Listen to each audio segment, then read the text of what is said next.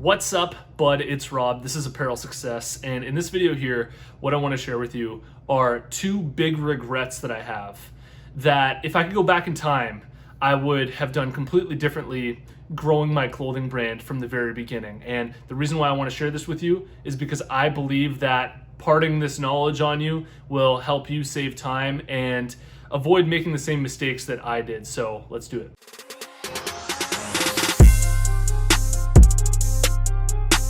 This video is sponsored by my buds over at Brand Crowd, and if you need designs made for your clothing brand, I seriously recommend that you check them out. They have a huge library of already professionally designed logos that you can customize, so you can add your own fonts, your own layouts to it. All of that's free to try. Then if you decide that you like the logo you've made, you can decide to purchase it, remove it from the marketplace so that it's yours. If you're interested, follow the link in the description because it'll give you a huge discount. All right, so the first big regret that I have about the way that I was running my clothing brand when I first started, and I would change this if I could go back in time and do it all over again, is the way that I was engaging with and the way that I was approaching celebrities and influencers.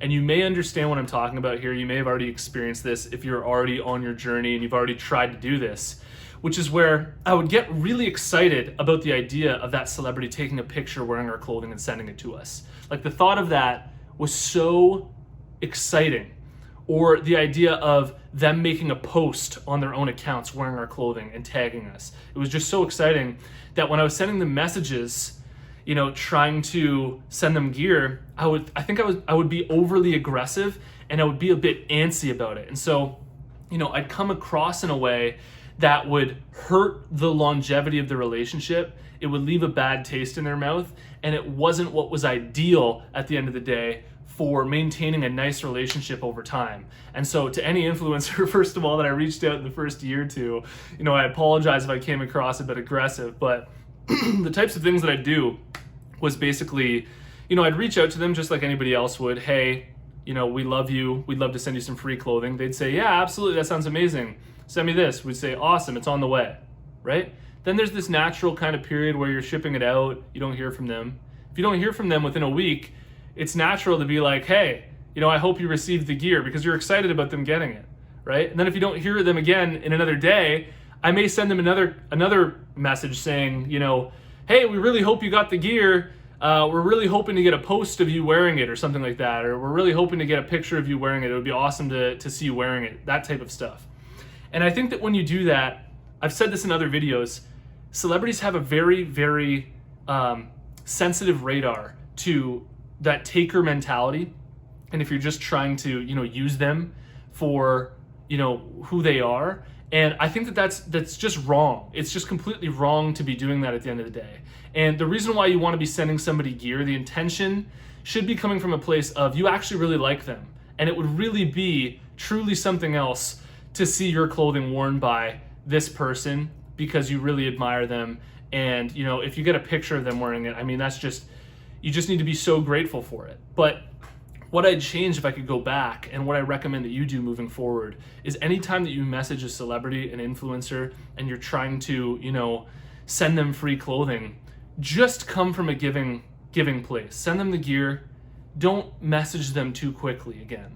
Don't, ask for too much at the beginning. Be patient. You have time. You can wait a month. You can wait 2 months for them to get back, to see if they do it on their own, to see if it's something that they want to do on their own. And then after that time period goes up, maybe it's okay to send them one message, where you're saying, hey, really hope you got the clothing. It's just sort of like a last ditch effort to keep in contact and to keep the relationship alive. But all this asking, all this trying to take is something that I regret doing at the beginning, because I believe that, a couple of the relationships that I could have established at the beginning, I think I kind of screwed up at the beginning because I was just sending way too many messages. I was over contacting them. And if I go back in time, I would be much more chill about it, much more patient about it. And that's really been the approach that we've been taking in the past 2 years for my clothing brand. And it's worked out so much better for us. So that's the first regret, and I hope that that helps you. The second big regret that I have about the way that I was running my clothing brand from the beginning was, if you go back in time actually on this channel, you may hear me say stuff like, never target cold traffic with ads because they don't work. And that was my own biased opinion. That was my own perspective at the time, because everything that I tried, everything that I'd attempted was really not working. And in my own head, it made sense that, targeting cold traffic would be a lot more difficult to convert than people who already know about you. But I think that I've debunked this recently through using lookalike audiences. And so the big regret that I have, the second big regret, is not using lookalike audiences for my clothing brand earlier to target cold traffic with Facebook ads. And the reason why is because, now we only started using lookalike audiences recently to target cold traffic, and we already have thousands and thousands of customers. So the lookalike data is very, very strong right now, but we could have been using these ads way back at the beginning. The minimum amount of orders or customers that you need to have, purchases that you need to have through the Facebook pixel in order to create a lookalike audience is 100. So back in the day, if I'd gotten 100, 200, even 500 customers, which I did, within the first year, I would have, started firing up some lookalike audiences and started trying to target cold traffic a lot earlier, rather than waiting, 3.5 years, 4 years to start using these lookalike audiences, which I believe are ridiculously powerful when it comes to targeting and your ability to generate really, really good results targeting cold traffic. So the other recommendation that I have for you here is that if you already have 100 customers, it's really the journey to your first 100 customers, the hustle to your first 100 customers. But when you get it, you can start firing up lookalike audiences on Facebook ads and start testing them out with a low budget to see how they go for you, because they're going really, really well for us right now. And I can't believe, where I'd be at right now if I'd really come across this and implemented this earlier along my journey. So those are the two big regrets. I wish I'd been more patient, and I wish I'd been cooler when it came to reaching out to celebrities and influencers. And I wish I'd discovered lookalike audiences on Facebook much earlier for my clothing brand. And I think that if I'd done those two things better at the beginning, I'd be in a much different place than I'm at now. I think I'd be much further along the journey.